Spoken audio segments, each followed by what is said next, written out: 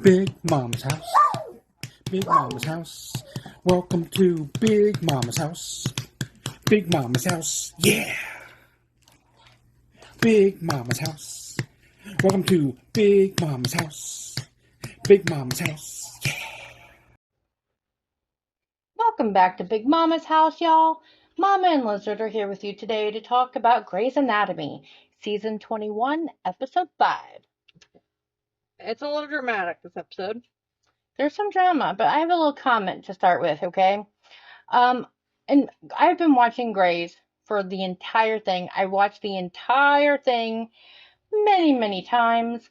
And I'm just gonna say, one of the things I love about Grey's Anatomy is that they cover a lot of important social issues.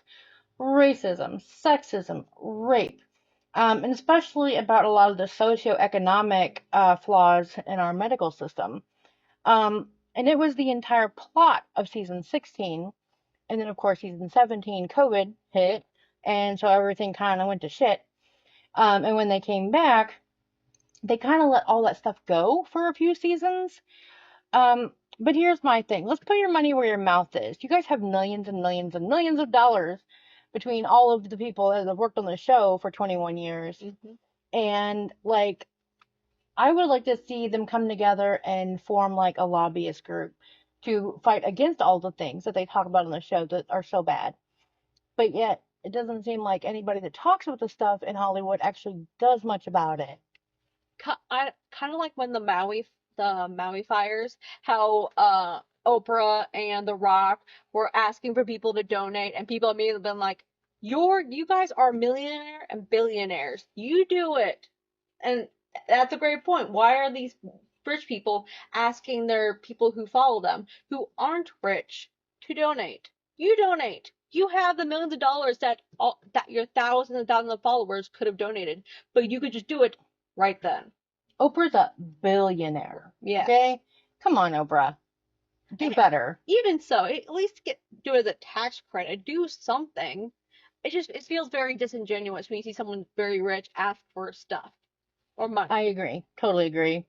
And now, Lizard and I came across an article this last week, and I just wanted to share it with you guys because I found it very, very interesting. I don't know if you're into the real life behind the scenes Grey's Anatomy stuff or not, like I am. But Or if you've watched the most recent documentary, Anatomy of Lies. yes, it's I'm not sure when it's coming out exactly. A Peacock on October 15th it came out. It's a documentary series called, like she said, Anatomy of Lies. It's based on journalist Elizabeth Finch. Eugenia Peretz's 2022 Vanity Fair expose on Elizabeth Finch. She was a former Grey's Anatomy staff writer who lied about a cancer diagnosis of actually um, costrosarcoma, which is in actually they ended up writing into the story for Catherine. And this lady was completely nutballs. I mean, if you either read this article, we found this one on Time Magazine's online site, or go directly to the Vanity Fair one that was original from 2022, or go to Peacock if you have that and watch the docuseries. Um, but yeah, it's crazy that this lady lied on So long. on social media and things. She wrote an article about this cancer she had, and somehow or another it got to Shonda Rhimes, and so they hired her as a staff writer. And she made up all this crazy stuff about shaving her head to pretend she was having chemo. These last minute, like sudden trips across the country for medical stuff. Um, having to be away for like medical procedures that were not happening. Um, and it's crazy because she ended up marrying this woman who had 5 kids, and it was an extremely abused woman. I think they met her in a psychiatric unit. Yeah. And ended up marrying her and using all of her horrible traumatic past, the stories from that, and using it in her writing and for the show. And it all of a sudden came to light not that long ago. And I mean, it is crazy. I mean, this is how far people will go to get close to famous people, and like it's insane, and I just don't understand people like that. Because the point is, like, she lied about everything. And it's just not like, oh, maybe she did have a scare. No, she never had cancer, never had a scare, nothing. And she wrote like over 10 episodes, and she was helped produce over 100. Like, I feel so bad for the woman she married, and I hope that woman gets away from her and finds an actual therapist that can keep their mouth shut. 'Cause that's just, I can't only imagine. Well, I can kind of understand about whenever your story gets told, but without you involved. That happened to you, and that it was really, really awful. It's almost as traumatizing because you hear it from other people and you're like, And it's twisted, and it's not even the real story. nope. So yeah, if you guys want to look into that, that's crazy. And I read about that, and I was like, oh my God, is this, how do they keep it all quiet is my thing. Because so many things happen behind the scenes on Grey's Anatomy. It has to, over 21 years. Like the fact that they kept, uh, oh gosh, the guy that played Mark Sloan. Um, I am so sorry, you guys. I'm having a brain fart, but y'all know who I'm talking about his drug addiction and the fact that he was like completely stoned out most of the time he was on the show. And I know that there are a lot of other things that have happened behind the scenes on the show, but they keep it locked down. And I don't know how they keep every, you know, assistant, every intern, every like little extra on the show. How do they keep it all so quiet? I mean, there's, there must be some serious threats or something. NDAs, probably a lot of NDAs. And it's just like, how do they keep it all quiet? That's all. That was my thought about it. Well, it's kind of like that episode where Jackson removes the NDA and it all comes out that his grandfather was a sexual predator. NDAs are legally binding, and these people are gonna keep their mouth shut because one, it's their job, and two, they know that they will get gone after legally. Oh yeah, absolutely, 100%. So on to the show, you guys. Sorry about that little detour, but I thought there were some interesting thoughts. So we start out with Levi and Joe meeting up in her car in the morning in the parking lot. He's spazzing out about sexing Ryan's husband, aka Pastor James, and she's freaking out because of twins. And I think she's hiding from Link, because Well, she is because Schmidt just kind of just dives in her car and she's like, "What are you doing?" Like, "I'm hiding from James." And James kind of knocks on the window like, "Hey, can we talk?" And he just kind of goes down in the seat. You know how you like a small child will go down below the desk, but you're like, "I can still see you." And then Link knocks on Joe's window. It's like, "I brought you tea." Schmidt's like, "Is there caffeine in it?" And they end up apparently Joe just drives to the other entrance. They just leave. yeah, and leaves the guys feeling they're kind of befuddled. But here's the thing: they only found out the day before, Yeah. the night before actually. So Mhm. they've only known for like maybe 12 hours at this point. But he's already thinking ahead. He's like, we can get a night nurse. We can have my mom come stay with us for a while. All these options to relieve her mind and to kind of give her some comfort that, hey, we can do this. It's possible. But she just drives away, and that I I love Joe. I love Joe, but they have turned her into I her old character when she first started, when she was completely emotionally shut down and didn't know how to communicate, and that bothers me. as someone who is mentally ill, I totally understood where she was coming from. Because again, someone who's like neurotypical or just doesn't have much mental issues like Link does, like Neither does Joe. Joe has a history of mental illness, depression, anxiety, all that, PTSD. Remember? She had to go to mental hospital before. And I get that, but that was for a depressive because of a specific incident that I'm just saying there are times and places that mental illness can take the blame. This is her reverting to her old self because she's freaked out instead of leaning on her best friend, person she's in love with who loves her and supports her. And it's not okay. That's all I'm saying. But as he said, it's only been 12 hours. I would be at that point. I wouldn't want solutions either. He can make plans. He can make it, but she's the one pregnant. She's the one doing hormones. She's the one with twins. She needs time to process. Please give her 24 hours, dude. As someone who's been pregnant, okay, and had the hormones, no. Just no. Nope. I've had severe depression my entire life. But you And no, just no. It's just not okay. You don't stand there, have someone standing there offering love and support, and then drive away. That is not okay. And now, reverse it in your mind. If you were the one offering love and support to the person you care for, and they just drive away without a word, leaving you standing there, it's not okay. Mal has done that though. Was it okay? I mean, I was flabbergasted, probably like Link was like, well, she has to come back sometime. So I just went back inside. It's like, again, it's like mental illness doesn't, or all I'm saying is that there's a lot of emotions right now, and while Link is handling it by taking what he can with control, she's taking it by just needing time. And it's So say that. Say, hey, man, I am really freaking out. I just need, a day or so to freak out and just don't take it personally. Because that's when I'm having a day, and I'll say, look, I'm in a mood. I don't want to be mean to anybody. I don't want to be hateful, and I know I cannot control my tone. So please don't take it personally or stay away. Those are your options. This is Grey's Anatomy. No one knows how to communicate. You're asking a lot of people who have the whole drama of this whole show is not communicating.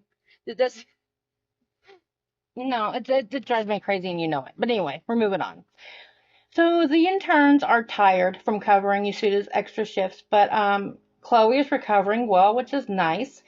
There's a voter registration booth there, but everybody's already registered, except Quan says, not my thing.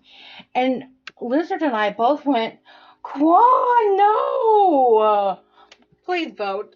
Again, like, you may think that your one vote doesn't count, but if a bunch of people who don't think that their one vote doesn't count and they vote, it matters. It counts.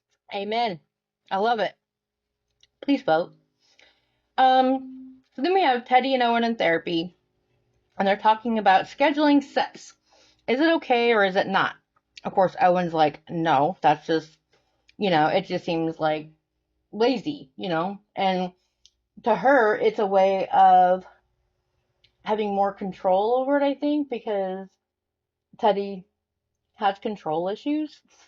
And that was something I noticed earlier. Like, I know Owen, again, has communication issues, but he's always there. He's always willing to pitch in, to do his part, to help, to, support and care for, And Teddy is always so demanding, and it's just never enough. And women like that, and there are plenty of men like that in the world too, do not get me wrong, but it drives me nuts. It's like, give people like, he's there, he cares, he's trying. There are so many men in this world who don't even give a shit, who don't even bother, and at least he shows up, he tries. Well, that's why they're in therapy. At least one couple's in therapy. Right? They all should be. Then we have Winston and Monica are having an awkward encounter. He brings her this big envelope with lingerie inside, but it's not hers. Amelia walks in and catches her putting it in her pocket. And so there's a lot of awkward because, of course, she told Amelia that she wasn't ready for anything yet. And then she jumps right into the sack with Indugu. But, with Winston, it was just fun. It was just sex. They were blowing off steam because they were both in pain. I think the more awkward one was Nadugu and what's her name? I don't remember her name. The one that with the lingerie. Monica. Monica? Okay. I think they were more awkward because Amelia's just like, this isn't the first time lingerie's been shown off in the hospital. At least it wasn't on the board. Well, I think it's, again, because she turned down Amelia and then obviously turned around and was having sex with Winston. And so that's where that little awkward triangle was happening. One, because it wasn't her lingerie and he'd been messing around whenever he said he was busy. And then she walks in and catches those two and finds out, oh, hey, you just don't want to be with me. No, like there's a difference between having sex with somebody and being in a relationship. Well, that's my thing. I'm thinking that Monica likes her enough to want to wait until her divorce is final and all that kind of stuff for, like, what's it, oh God, the person after your breakup. Rebound? She doesn't want Amelia to be a rebound. So she's trying to do all that so that maybe she can be ready for a relationship with Amelia. But Amelia, of course, doesn't know that because nobody talks to each other on the show. Again, at least Owen and Teddy are having therapy to fix their marriage while they're married. Right? I love that. I mean, at least they try. Teddy's so demanding and pushy, but, they try. So Ben is in charge of the interns this morning, and he puts Adams with Schmidt on Beltran service, Millen with Warren and Ndugu, Griffith is going with Lincoln, and Quan has to do his overdue charts all day, because there's a lot of paperwork when you're a doctor. But Bailey is lurking outside the locker room, and Ben catches her, and they both know that he is getting his evaluation that day. And which he is a little stressed about, but he's trying not to show it. Right, and having her, point it out and make a deal about it probably wouldn't help much. So Beltran sends Levi and Adams to pick up a little girl who fell off a tractor on a helicopter. And Levi's freaking out, of course, because that's what Levi does. Oh, okay. The tractor wasn't on a helicopter. The girl fell off a tractor, and they're going to take her by helicopter from their hospital that isn't well equipped to Gray Sloan. Yes, thank you for the clarification. It sounded clear. I appreciate it. We didn't want anybody thinking that there was a tractor on a helicopter. Then Ndugu, Millen, and Warren check on a pneumonia band director. He's still on ECMO. Antibiotic resistant pneumonia and a necrotizing lung. Yes, and so they I say he's still on ECMO. Yes, he's still on ECMO. And then so Warren offers to help take care of him and do all this stuff for him, but Ndugu is like, nope, I got it, which kind of confused Ben because most attendings are like, yeah, good, you do that, I'm out of here. Okay, but let's be honest. The reason why the band director is on ECMO at this point because the interns he put on him didn't watch him. So I understand Nagu being a little like, I think I'm going to take the lead here. But Ben's not an intern. He's a fourth-year resident, which is why Ben was a little confused. But at first I was thinking it was because of last episode whenever him and Bailey had it out over Ben. Well, but and so that's what I was thinking. I was thinking more of Griffith, and he put her in charge of watching him, and then she wasn't there. Interesting, all the things we think about, isn't it? So, then Quan is over dictating his charts when he sees a janitor in pain, and then who collapses into a storage rack. His name's Zane. Yeah, I get to that later. Zane. Because we don't know that yet. But anyway, thank you. So after the first commercial, Teddy and Owen have an older man with fluid around his heart after heart surgery. He really wants to be home for the next week for his 40th anniversary. And so because of that, they disagree on whether to do the procedure now to remove the fluid or to wait and see. Because, of course, Owen being a little bit of a romantic, a little bit sentimental, he was like, let's just wait and see. A procedure will keep him here longer, might keep him here for his anniversary. And Teddy's, being just a heart surgeon, being like, no, let's just do it. Let's just do it. Let's just remove it. I know the scenes before. I know what I'm talking about. And she also brings up, in therapy, she's like, didn't you just say putting a Band-Aid on hemorrhage? I'm trying not to do that. And that's the one thing that I don't like about either one of them is they take things out of context from past conversations and throw it in each other's faces in the present. That has nothing to do with what's happening in the moment. It never does. And it never does with any of them. Well, I mean, a lot of people do that, and that's how they fight, and it's not right. You need to keep focused on what you're talking about in the moment, not bring up shit that you're still resentful about that you didn't get off your chest 6 months ago. Then Levi and Adams arrive at the little dinky hospital to find scared parents and a very hurt kid.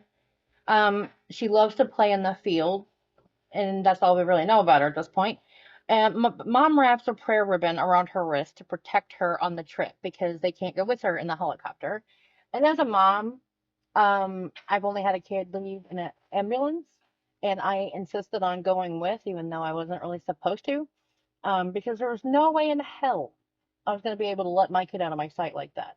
Not in an emergency situation. So, I don't know how I would have handled that. That would have really, really been hard. That would have been impossible for me. Yeah, that would have been a hard. I would have stopped the entire way, waiting just to see you again. So then Bailey helps the janitor, and she lets Quan help, even though he's supposed to be doing his charts. I wonder what Ben's going to think about that. Then Joe and Link wait for their OB ultrasound. They did their own the night before. This is the official, OB one. Link is musing about 4 car seats and minivans, which to me makes sense. Okay, like I'm the planner. I need to make lists. I need to make sure everything is covered. I need to be organized. Your dad, Papa, is a spaz. Anything like stressful happens, whatever, he's a spaz, and that's just who we are. I'm the calm planner, he's the spaz, and I'm just like, okay, you go spaz over there and let me do what I do, kind of thing. But also, this is the part where I didn't agree. She basically kicked him out of the appointment. And I'm like, dude, the whole point of doing the ultrasound the night before is because he wants to see his babies. Well, there's nothing really to see it except heartbeats, really. But still, that's very exciting whenever it's new. But it's not like this is his first baby. It's her first pregnancy. But, he went through all this before. So you're saying if I have 3 kids, you wouldn't want to be at the ultrasound for the 3rd kid?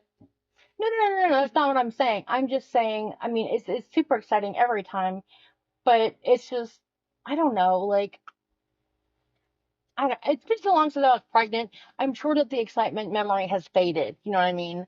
Yeah. So forgive me for sounding callous. It's not my intention. It's just that's I didn't mind her driving away because that's the least of some. At least she was like, I'm just not gonna engage right now. I can't. I'm driving away. It's not like she drove to across town. She just went to the hospital at another entrance.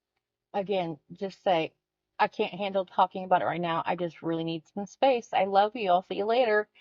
I don't know. So of course Joe spazzes out because that's what she does. Yeah, and basically, like you said, kicks him out, which that would piss me off. That pissed me off. That's the second time that morning, it's within an hour, that she completely shut him out. And the second time she not only shut him out of her life, but out of his babies. Yeah. And that's not okay. And I know, yes, she's housing the babies and it's her body, her whatever, but those are his babies too. And that's not fair. And they're supposed to be together. They're supposed to be a unit, a couple. And that's why, I get it if you had a one night stand with somebody and you're not really wanting him to be there at the appointment. But you guys, they've been together for quite a while now. They again have 2 kids that they take care of together. Okay, so then we have Indigo Warren, Norm Millen did band, losers. Sorry. We have marching band people here, and it was a lot of hard work, and it was a lot of fun for a while, and it was a lot of dedication. So hats off to band members. So the band director's lung is liquefied from all the necrotic tissue, so they have to remove it. And Dougal still won't let Ben help with him. And so Ben's like, is it me? And Melon's like, maybe. Quan's in the ER with Bailey and the janitor, who we find out his name is Zane. Griffith asks Quan why about his voting comment. Does he vote? And he just, shakes his head at her like, why are you talking to me about this right now? I'm not going to talk to you about this. So Zane has sickle cell anemia, and his insurance won't cover the gene therapy to cure it, and it costs $3 million to pay for it, which is what your insurance company would have to pay, which is why they won't pay for it. Okay, now Bailey did a gene therapy in their hospital, right? So if it's something that, and I know obviously I'm sure it's much more complicated than what Bailey did. If what Bailey did is even really realistically possible in real life, I don't know. But it's crazy to me that why are they charging so much? I know they put a ton of money into research, but if no one can pay for the cure, how are you going to recoup your money? So you're basically selling it to the highest bidder, because only rich people can afford it because insurances aren't covering it. Yep. So this is what I was talking about at the beginning. If y'all know this shit is happening, put a percentage of y'all's millions and millions and millions of dollars that you collectively have made and change the law. Hire lobbyists or lawyers or whoever and do something to fucking fix it. I love you guys for like bringing all these social issues to like people's attention. But if no one does anything about it and you're talking to us like, well, you guys need to go vote. We do fucking vote. Every time we vote. And guess what? We're outvoted in our state because we live in a red state. Okay? We can't help that. We can't help that there are more hateful people than there are good people that vote. However, the things that we can change are the laws. And only people with money can get that done. That's all I'm saying. That's my soapbox. Back to the show. So, we find out that Zane, the janitor, needs an abdominal CT and a hip MRI because sickle cell anemia has like just ravaged his entire body.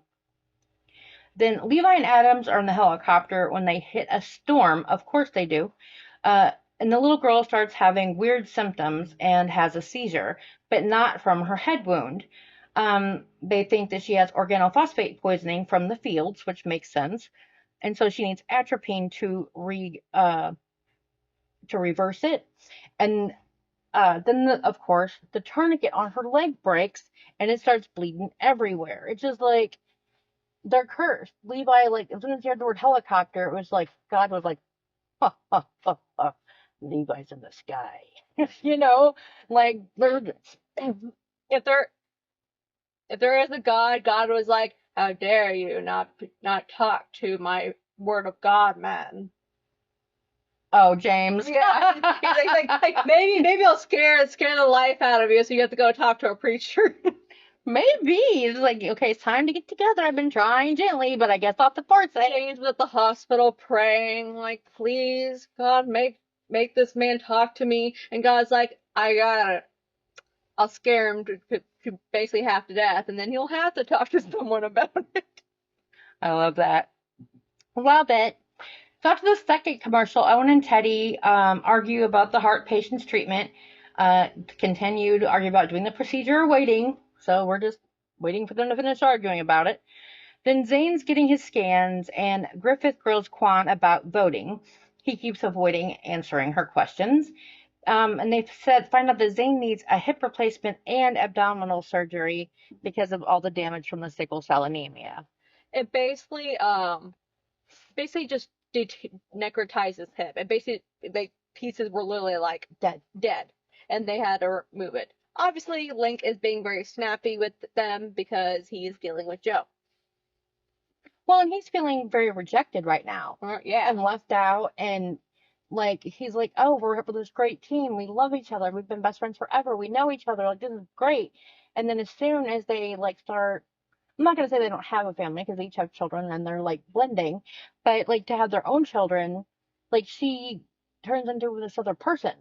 And that's something I understand. Believe me, as having gotten pregnant once in high school, so I had to like tell my entire family that I was a knocked up teenager. Like I understand being nervous and scared and all that stuff, but I don't know. I'm just not one of those people that decides to like do more harm than good to myself by. She's basically punishing herself because she's not allowing him to be there for her. That's all I'm saying. I understand the need to just take a break and take a moment, just, not want to listen to solutions. You just need time for like my mind to settle so I can listen to the logical solutions. Because again, emotions are nonsense. I completely agree. That's a good point. I mean, I just wish somebody would just let her say, hey, I need a minute. And then he can have his feelings about that, but at least she would have communicated her needs, you know what I mean, without locking him out. But you also made that point there. She has a kid, but she's never been pregnant before. So now she has two kids and two kids on the way while being pregnant with hormones and everything. I'm not saying that's an excuse, but with her history of like depressive episodes, she's at a great risk for postpartum depression too. I have an excellent question. Sure. That whole scene, both of them are there. Where are their children? Maybe the daycare? His Link's mom was watching them. He mentioned her. No, they don't live nearby. They live in like Colorado or something. I don't know. Maybe he took them to daycare first and then came back out to the pocket. I don't know.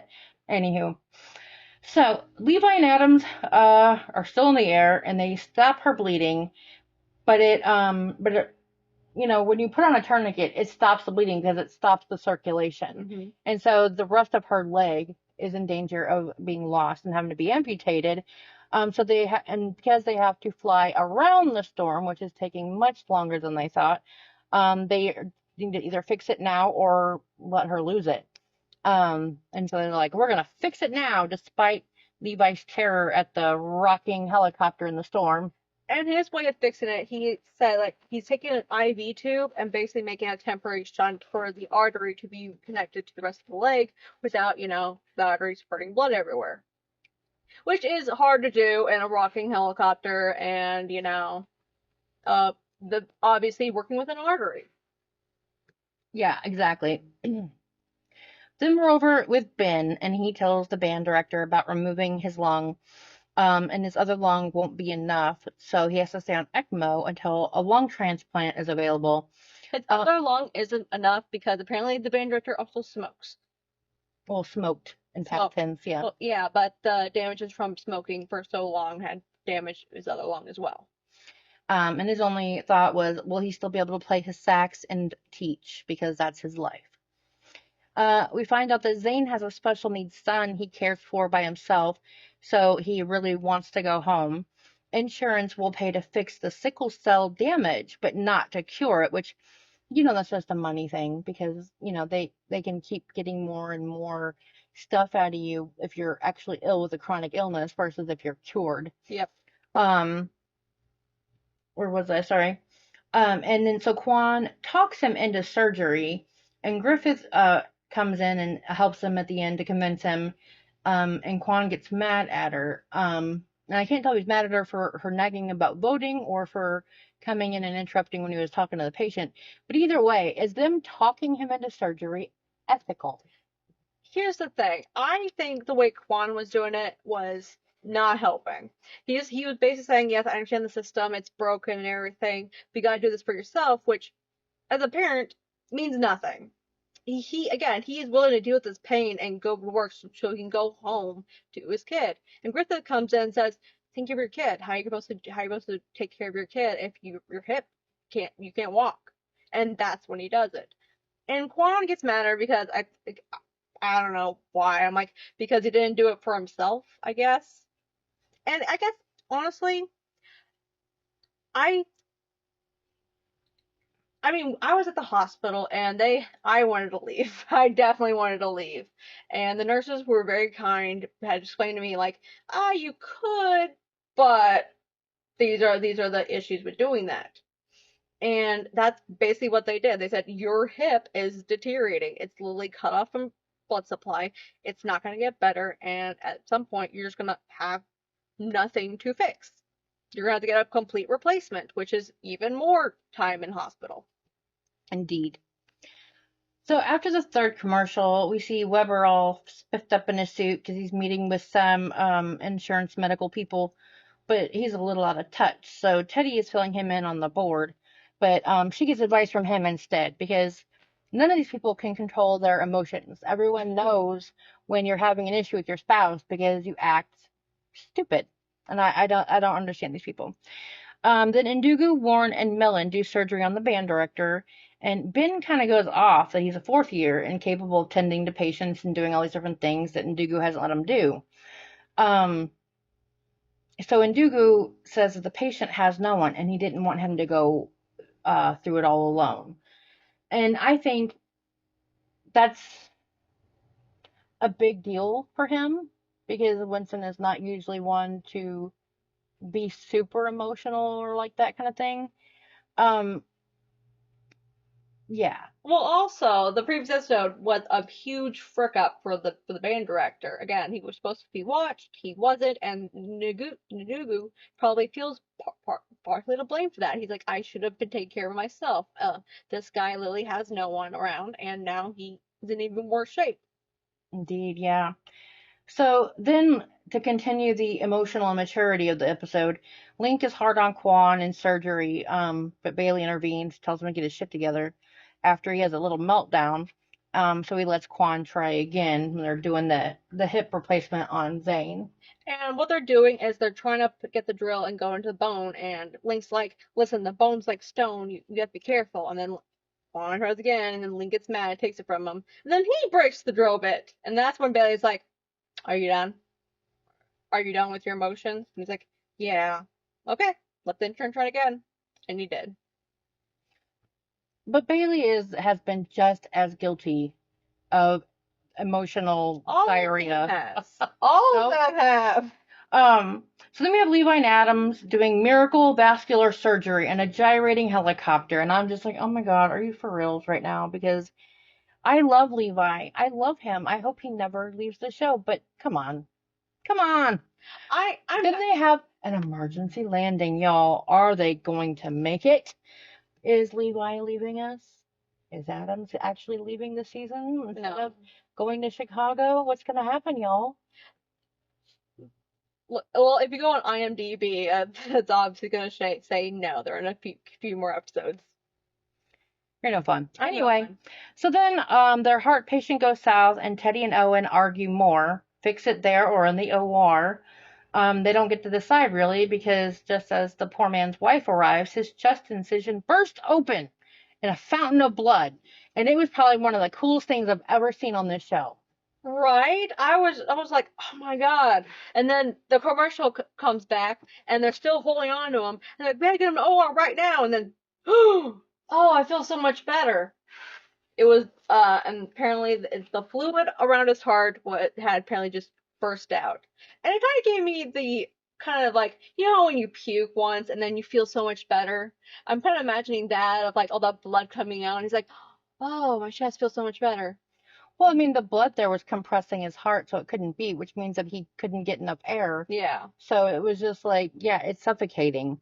So I imagine it would feel a lot better to have all that pressure gone. His poor wife, though, she's probably a little traumatized seeing the blood literally spurt out of his chest like an alien was coming out. I was expecting something like, you know, like something to bulge out. Right, it was awesome. I thought it was really cool. It was cool. Then they find out they lost control of the helicopter and the doctors, and the four little girls' parents are terrified. Quan and Griffith talked to Weber about gene therapy assistance for Zane. They're talking a lot of crap about insurance, and they didn't know that the insurance medical company people were right behind the door, hearing everything they said. So yeah, that was a little bit awkward. A little awkward, and you could tell that Weber's like, interns. He's like, I spent so much time prepared for this, and you come in here with this. Then Beltran worries that she put Schmidt and Amelia's nephew on the helicopter and it might crash, while Amelia comforts her right as Beltran gets a call, and they run out to an ambulance and everyone is fine. Cut to commercial. Which, again, is very dramatic because Levi is pumping her chest and they're taking her out of the ambulance and they're going a little just in slow motion. It's in slow motion. It's dark. Well, the ambulance lights are blinking and everyone's running in slow. It's great. You know, the cinematography and the editing, the way they do it is really cool in the show. I do love that. I do wish that they would connect some of these little tiny pieces that they intermix them with some of these. Like, I wish they would keep some of the storylines a little more condensed and not skip. Yes. You know what I mean? Like, that would be cool for people like us like to talk about it. Also for like people who maybe have attention problems or have to watch it while, you know, wrangling kids or making dinner or whatever. It would just, you know, it would just make it a little easier to follow along, in my opinion. Yeah, we don't want a sister wives thing. We already deal with sister wives jumping around. Yeah. So after the last commercial, Teddy and Owen are scrubbing up after surgery, and they laugh over the exploded heart, which wasn't really his heart. It was the sap around his heart, but still, it's funny. And Teddy says they don't have to schedule sex, but he says he's a straight A student and doesn't intend to stop now. But can he take her on a real date? And I think that shows that, yeah, at first he didn't know how to listen. He didn't know how to like understand her needs, but he's been paying attention and he's trying to make her happy. And the fact that she never seems to give him credit for anything really bugs me. And it's the same way with other people, like some of the women on the show. I feel the same way about Catherine and Richard. She never acknowledges anything he does for her, and he dotes on her. It bothers me. Like, it can't all be give, give, give, in my opinion. And then they blamed someone else like Meredith. Oh yeah, it's always Meredith's fault. So Zane's hip replacement went well. Weber walks in with the insurance rep and tells him that they can help him get the gene therapy through a grant. But the process takes about a year. He has to have blood transfusions, stay in the hospital, and he has to get stem cells, then chemo, and it has to be kept in isolation for about a month. And this is like between 8 and 12 months, they said, depending on how well his body does and all that stuff. But who is going to take care? And we don't exactly know what's wrong with his son. We just know he has special needs. Who's going to take care of his son all that time? Because he can't be in a hospital in isolation for a month and not be able to see his son. His son won't understand. Well, possibly. Like, again, I don't know what the disability is, but It's more of he can't afford childcare. He can't afford a nanny because right now his son's actually with his sister, apparently, who he, again, if his son's special needs, that also requires a caretaker that knows how to deal with kids with special needs, which can cost even more. And assuming he's a certain special needs, that he can't be just dropped off at the daycare. well, yeah, and the daycare isn't for the regular staff anyway. That's just for doctors. That's rude. Um, That's so super rude. here's the thing. They walk in, they give him his life, and then they basically take it away. And Weber's only response to his woes is, well, maybe you'll figure something out. And I'm just like, Weber, do better. No, but it's always someone else in the show that's making the contribution. Like Meredith finding out about a different way to do it. Maggie's figuring out a different way to do it. Even Jackson suggests another way to do it, while Richard's like stuck and he doesn't want to change anything. But he'll support someone else doing something to change it. Yeah, yeah. So then Beltran says Levi has proven he's made for Pete and will support him. She has a colleague in Texas who needs help with the clinical trial. Is Levi leaving? Like, 'cause I don't think helping with a clinical trial is something you can do long distance. I think, is he going to Texas? Is Levi leaving us? I mean, they have good labs there at Gray Sloan, so maybe he'll help with this clinical trial there. You can, again, like we've seen, like even them doing like video calls with other doctors that aren't even on the show. So couldn't he do that with the clinical trial in Texas? And I really, really, really hope so. If you guys get rid of Schmidt, that is not okay. I'm not gonna be pleased with you. Like, he's our little cutie patootie, and it's not okay. Are we with Pastor James yet? Almost. So then, Ndugu is sad and going to Joe's because he's lonely. So Ben bails on Bailey, and she's happy because that means that, he's starting to fit in and all that stuff again. And Pastor James catches up to Levi, and Levi confronts him about Ryan and finds out that he died almost 4 years ago. And Pastor James thinks that they are something special. I was right. He's a widow, not a cheater. Come on, let's be honest. It was very, you could see it coming. Oh yeah, I mean, yeah. The fact that no one in the hospital has seen him with a husband or anything, someone like that would have brought his husband to work, or his husband would have brought him something to work. You would think. Yeah. So as they're leaving, Quan stops to register to vote. Good job, Quan. Yeah, yay, Quan! Wait, I would love to know, is the reason that he didn't believe in the voting thing because with his mother's immigration status? That's what I was thinking, because while he's legal in the country, that doesn't mean everyone in his family was. And he talks about how they don't care, they just see you as a number, they don't take time to actually care about who is behind it. And that sounds like someone who's dealt a lot with the government applications process and trying to get any type of help. Totally, I've been there trying to get help with when your dad didn't have insurance and he was sick. I'm still there. Hey, government, could you please look at my SSI? Thank you. Right? Like, they keep saying that she's not disabled. Okay, y'all. So then we have Joe and Link, and she says that there was a good ultrasound, and she apologizes for freaking out. But she kicked him out of the ultrasound appointment, but she said that she's scared that she'll lose them because it's high risk, and he's afraid of losing them all. And he's like, well, this is how we react at just the thought of twins. What are we going to do with our hair? And she just looks at him and just walks away again. And he's obviously frustrated. Yeah. Because she just shuts down and leaves. And then again, that's not okay when you are in a partnership with someone. Don't y'all have to go back to the same house too? You can't exactly, avoid each other. Well, they obviously drove separately, thankfully, because she would have left him standing there again. And at the very end, we see Adams. He cooked a romantic dinner for Griffith, and candles and flowers and the whole little bit. And he says he's completely exhausted, but after the horrible day he's had, he just wanted to end it with her. And I'm just like, I don't know who taught this boy how to do romance, but they did it right. I would also say the girl ends up fine. Schmidt did say that she will need more surgery, but with physical therapy, she should be able to learn to walk just fine. Happy endings, mostly, all around. Okay, guys, that is it for season 21, episode 5 of Grey's Anatomy. Before we go, as always, we dedicate our entire season to suicide prevention. We are losing way, way too many people. There are too many people suffering in silence. There is help that is free and available to you 24 hours a day, 7 days a week in English or Spanish. On your cell phone, just call 988 to talk to someone at the suicide hotline. They are there to talk to you and to help. They understand, and they don't judge you. You can tell them anything and they will do their best to get you help. If you are not a talker, I know a lot of people in this house don't like to talk on the phone. It freaks them out. So if you're a texter from your cell phone, you can do pound 988 and text to someone anytime. I don't know if you know what a pound is. Maybe it's the number symbol or the hashtag symbol. Whatever way you know it, it's that and 988 to text someone at suicide hotline.